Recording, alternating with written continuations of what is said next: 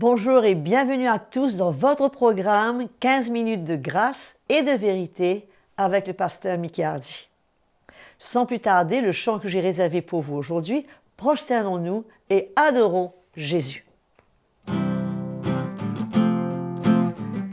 Prosternons-nous et adorons Jésus. Prosternons-nous et adorons Jésus. Jésus, Jésus, Jésus. Jésus, Jésus, Jésus. We bow down and worship Yahweh. We bow down and worship Yahweh. Yahweh, Yahweh, Yahweh.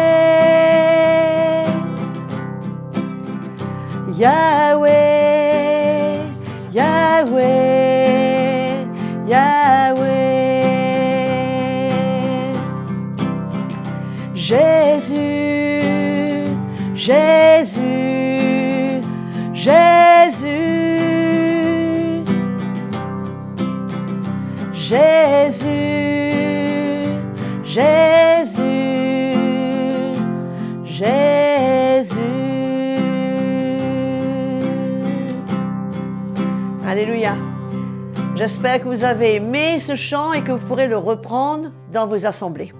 Maintenant, c'est le moment venu pour que le pasteur Mickey Hardy vienne avec toujours dans les hérésies, la série des hérésies. Il va nous parler cette fois de l'émergence des titres que nous voyons aujourd'hui dans l'Église. Donc, sans plus tarder, avec des cœurs grands ouverts, nous l'accueillons. Bonjour à tous et premièrement, merci Audrey de nous encourager à adorer le Seigneur avant le partage de la parole de Dieu.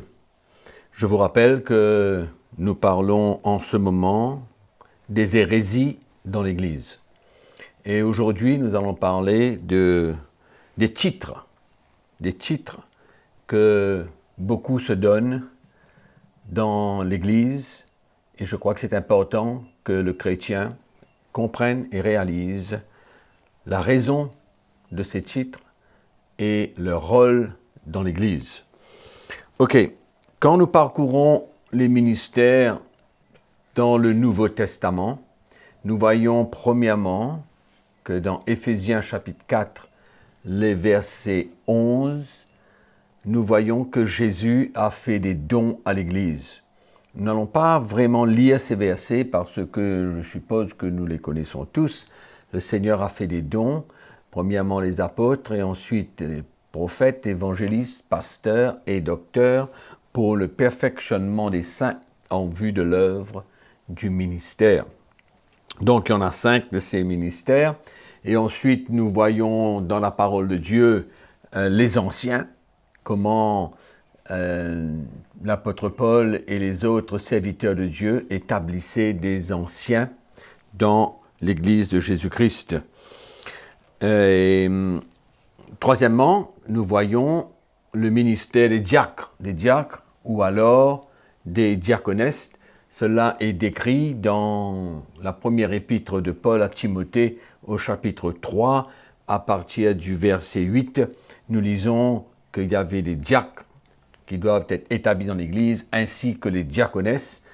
Et dans Romains chapitre 16, au verset 1, nous voyons que Phébé était une diaconesse de l'Église de Sancré. Et donc nous voyons, si nous faisons le résumé, nous voyons les 5 ministères, apôtres, prophètes, évangélistes, pasteurs et docteurs. Docteur veut dire ou enseignant. Et je crois que dans l'Église de Jésus-Christ aujourd'hui, le mot enseignant est beaucoup plus pratiqué que le ministère du docteur, qui, je crois, a une autre définition aujourd'hui dans l'Église. Nous verrons cela tout à l'heure. Donc, les 5 ministères, les anciens de l'Église et les diacres et diaconesses de l'Église du Nouveau Testament. À part de cela, il n'y a aucun autre ministère qui est décrit dans le Nouveau Testament, dans l'Église du Nouveau Testament. C'est pourquoi il est important pour nous de rester dans la vérité de la parole de Dieu et ne pas s'écarter, ajouter ou retirer de ce qui existe dans la parole du Seigneur. Mais nous voyons qu'il y a quelques problèmes concernant ces titres dans l'Église. La première, je voudrais parler avec vous, c'est que beaucoup s'approprient eux-mêmes un titre. C'est-à-dire, quelqu'un, dans l'indépendance, se dit, ah ben moi j'ai l'appel de Dieu dans ma vie, et ben je n'appartiens pas à une église locale, ou alors j'appartiens à une église locale, mais je suis impatient, le pasteur ou l'autorité de l'église ne comprennent pas que j'ai ce ministère, j'ai cet appel de Dieu. Alors qu'est-ce qui se passe? C'est qu'ils s'approprient un de ces ministères. Et la plupart du temps, nous avons vu dans l'Église, c'était un évangéliste ou alors un pasteur. Mais dans ces dernières décennies, surtout, nous avons vu combien de ministères indépendants qu'il y a dans l'Église, comme des prophètes, des prophétesses, des apôtres, qui n'ont pas l'appel de Dieu dans ce ministère, mais qui, dans l'indépendance, s'approprient ces titres. Et c'est là que ça devient dangereux, parce que souvent ces hommes ou ces femmes n'ont pas cet appel de Dieu dans leur vie, mais ils veulent servir le Seigneur, ils ne veulent pas passer par le chemin qu'il faut, ils sont impatients, ou alors il y en a même des cas où il y a des hommes qui cherchent un emploi. C'est triste à dire, mais ça existe dans l'Église du Seigneur aujourd'hui. Des hommes qui n'ont pas d'emploi et qui se disent « Ah ben si j'ouvre une église, une petite baraque quelque part, et j'invite des gens, je passe l'offrande et j'aurai un salaire. » Peut-être que cela vous étonne, mais c'est quelque chose qui existe. C'est réel, je l'ai vu dans beaucoup d'endroits, dans beaucoup de pays en Afrique, et je suis sûr qu'ailleurs, c'est un petit peu la même chose. Pas tout le monde, bien sûr, mais il y en a de ces phénomènes qui s'approprient des titres pour diverses raisons. Et c'est dangereux aujourd'hui. Pourquoi? Parce qu'il y a des chrétiens qui ne sont pas intéressés à savoir qui a établi cet homme ou cette femme dans le ministère de pasteur ou d'évangéliste ou de prophète ou n'importe lequel autre, qui l'a établi? D'où il sort? Quelle est sa vie? Comment est-ce qu'il vit? Ce sont des questions que les chrétiens doivent se poser aujourd'hui et ne pas simplement répondre à une invitation sans savoir qui est ce fameux pasteur. Est-ce qu'il sort d'une église locale? Est-ce qu'il a été envoyé comme la parole de Dieu nous enseigne? Est-ce que vraiment il a été envoyé? Est-ce que vraiment il a l'appel de Dieu dans sa vie? Ou il a commencé une église de son propre chef, c'est-à-dire de sa propre autorité? Alors c'est là où ça devient très, très dangereux. Parce que les chrétiens aujourd'hui, ils ne prennent pas du temps pour examiner, pour se poser certaines questions importantes. Et alors ils se laissent piéger par la suite. Parce que ces hommes n'ont pas l'appel de Dieu dans leur vie. Beaucoup d'entre eux, beaucoup bien sûr, ont l'appel de Dieu dans leur vie, et tout cela, il doit passer par le chemin établi clairement dans la parole de Dieu avant d'être dans le ministère, mais ces hommes ne veulent pas passer par ce chemin, et les chrétiens ne se posent pas de questions. C'est ça le gros danger qu'il y a, quand ces hommes s'approprient des titres.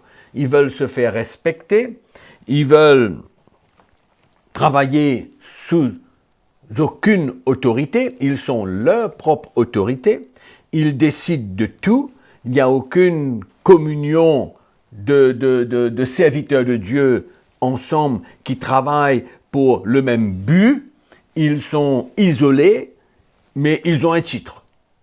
Ils s'appellent pasteur, tel et tel pasteur, et je me souviens très bien comment un jour j'étais dans une conférence dans un pays européen, en Europe, et j'ai rencontré un jeune pasteur. Je l'ai rencontré et on était dans le même hôtel, et après le déjeuner, on s'est assis, on a commencé à bavarder, à partager un petit peu, et j'ai réalisé que cet homme était très jeune, et je lui ai demandé, comment tu es là, quel est ton appel dans ta vie, quel est le ministère?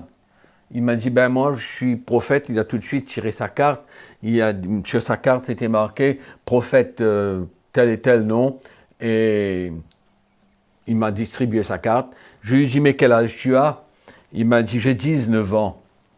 Ah, je suis presque renversé sur ma chaise, et je lui ai dit, tu as 19 ans et tu es un prophète. Je lui ai dit, mais qui c'est qui t'a établi comme prophète? Il me dit, moi-même. Moi-même, je prophétise, et je sens l'appel de Dieu dans ma vie. Je lui ai dit, personne ne t'a établi comme prophète, personne n'a prié pour toi, personne. Comment ça se passe? Tu n'as que 19 ans, quelle expérience que tu as? Il m'a dit, non, moi je suis prophète, et du reste, je prêche un peu dans les quelques églises, à gauche et à droite, et les gens m'invitent un petit peu. C'est un peu choquant de voir l'état de l'Église dans des conditions pareilles, où un jeune homme de 19 ans, encore très très jeune, n'ayant aucune expérience du ministère, de travailler sous autorité, de travailler en étant redevable aux autres avec qui il doit ensemble coopérer et servir le Seigneur. Non, il préfère être seul, dans l'indépendance, avoir son propre ministère, mais mes frères et sœurs, ce sont des choses qui n'existent pas dans la parole de Dieu. Il n'y a aucun ministère indépendant, absolument aucun ministère indépendant dans l'Église de Jésus-Christ. Tous les ministères travaillent en équipe, tous les ministères se soumettent les uns aux autres, mais comment se fait-il qu'un jeune homme pareil, à 19 ans, se soumettant à personne, je lui ai dit, mais mon frère, c'est dangereux. J'ai essayé de lui parler, de lui communiquer, etc. Il a reçu un peu, mais par la suite, je n'ai jamais entendu parler de cet homme, et je ne sais pas où il est aujourd'hui, mais je suis sûr qu'il a dû passer par des situations très difficiles, tout seul, ne sachant pas comment solutionner ses problèmes. Donc, on voit aussi que la motivation des gens pour le ministère aujourd'hui n'est pas réellement selon les critères, c'est-à-dire, premièrement, l'appel de Dieu.